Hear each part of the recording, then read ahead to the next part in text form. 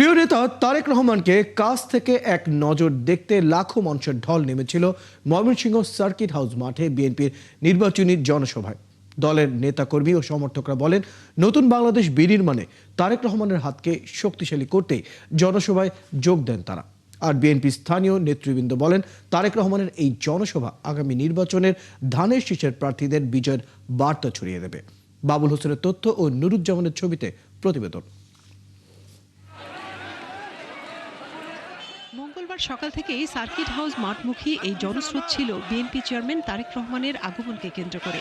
জামালপুর, শেরপুর, নেত্রকোনা ও ময়মনসিংহ নগরীর 33টি ওয়ার্ড সহ নানা জায়গা থেকে লাখো মানুষ জড়ো হন প্রিয় নেতাকে এক নজর দেখতে।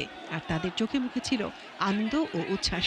কেউ হাইটে, কেউ উঠু দিয়ে, কেউ বাসে ওনার দুইটা কথা শোনার জন্য এবং ওনাকে দেখার জন্য আমরা মূলত আসা। মানুষের আনন্দের জোয়ার লাগে উঠছে, যে থেকে তারা ক্রমান দেশ আসছে উনি, সেই দিকে মানুষের মনের মধ্যে আনন্দ, সবারই মনের প্রত্যাশা যে এক নজর তারা দেখার জন্য। উনি 17 বছর নির্বাসন জীবন শেষে বাংলাদেশে আসছেন।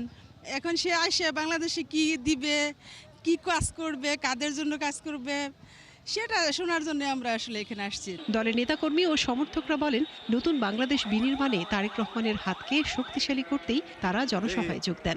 তারেক রহমান দেশ আসছে, আমরা মনে করি বুলের অধিকারী হয়েছি, আমরা এই দেশ ভোট দিলাম, এতগুলি লোকজন আসলাম সমাবেশে, তারেক রহমানরা দেখবো, তার দিক দিয়ে শুনবো, আমরা ধানের শীষে ভোট দিব। আর বিএনপির স্থানীয় নেতৃবৃন্দ বলেন, তারেক রহমানের জনসভায় লাখো মানুষের এই যোগদান আগামী নির্বাচনে ধানের শীষের প্রার্থীদের বিজয়ের বার্তা দেবে। জনসভাটা আগামী 12 তারিখের নির্বাচনের জন্য একটা ভালো ইফেক্ট হবে ভোটারদের মাঝে। ওনার কাছে একটা নতুন বাংলাদেশ প্রত্যাশা করি, আমরা ময়মনসিংহবাসী নতুন ময়মনসিংহ প্রত্যাশা করি। ময়মনসিংহের মানুষের আজকে প্রত্যাশা পূরণ হয়েছে। উনি ওনার প্ল্যানের একটা অংশ মাত্র বলেছেন, উনি সব কথাই পজিটিভ কথা বলেছেন। আমরা আশা করি সারা ময়মনসিংহের মানুষ এই 24টি আসনের প্রার্থীকে পাশ করাবে ইনশাল্লাহ। মানুষ তার জন্য অপেক্ষা করেন, কি প্ল্যান জাতির জন্য আছে, কিভাবে তিনি এই দেশকে আগামী দিনে একটা সুন্দর, স্বাভাবিক, মানবিক, বসবাস উপযোগী বাংলাদেশ গড়ে তুলবেন।